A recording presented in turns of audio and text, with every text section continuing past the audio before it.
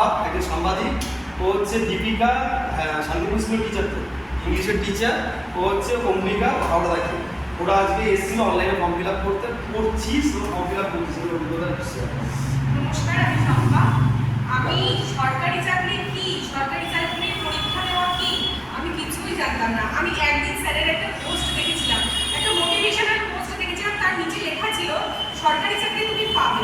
সেই থেকে স্যারকে ফোন করি, দীর্ঘ বছর পড়াশোনার সাথে যুক্ত ছিলাম না আমি, কিন্তু আজকে আমি কোন জায়গায় দাঁড়িয়েছি সেটা স্যার ভালো বিশ্লেষণ করতে পারবেন। এবং আজকে আমি আমার জীবনের প্রথম একটা পরীক্ষাও দিয়েছি স্যারের কাছে পড়তে থাকাকালীন। তো আমি খুবই খুশি। আশা করি যে স্বপ্নটা আমি দেখেছি সেই স্বপ্নটা আমি অবশ্যই পূরণ করতে পারবো স্যার আমার সাথে থাকলে। দীপিকা, তুই তো স্কুল টিচার করছিস, ঠিক আছে, সরকারি চাকরি অলরেডি করিস, তার সাথে রেলের জন্য করছিস, তোর অভিজ্ঞতাটা কি, যে একটা চাকরি করতে হতো তারপর পড়াশোনা সেই জায়গা থেকে? আমি বর্তমানে স্কুল টিচার। তো আমার খুব ইচ্ছে ছিল একটা সেন্ট্রালে রেলে বিশেষ করে আমার যাওয়ার। আমি স্যারকে আমি পেয়েছি ফেসবুক থেকে। স্যারের কাছে আসার পর থেকে আমার আমি কি বলবো, আমি আরও এনথুসিয়াস্টিক হয়ে পড়েছি রেলের জন্য। স্যারকে পেয়ে আমার মনে হয়েছে যে আরও আগে পেতাম আমার খুব ভালো লাগতো। তো যাই হোক, আমি আজকে এসেছিলাম এখানে রেলের ফর্ম ফিল আপের জন্য। স্যার আমাদের যেভাবে হেল্প করেছে আমার ভীষণ ভালো লেগেছে। স্যার আমাদের কী বলবো, ভীষণ হেল্পফুল। স্যার আমাদের খুব ভালো লাগে তার জন্য। আর অম্বিকা, বাচ্চা সামনে পড়াশোনা করছে, তোর একটু জাস্ট অভিজ্ঞতা।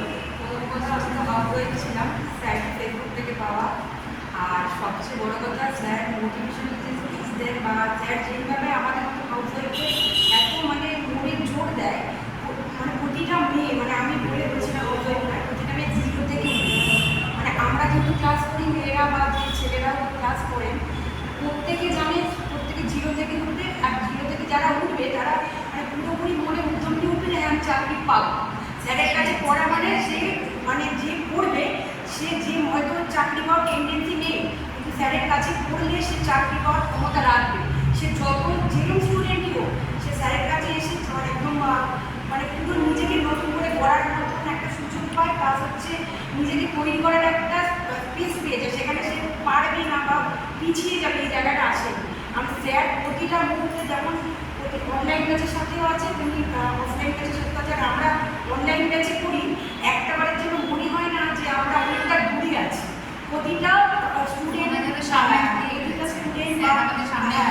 মানে একদম মানে আমরা খুব স্যাটিসফাইড।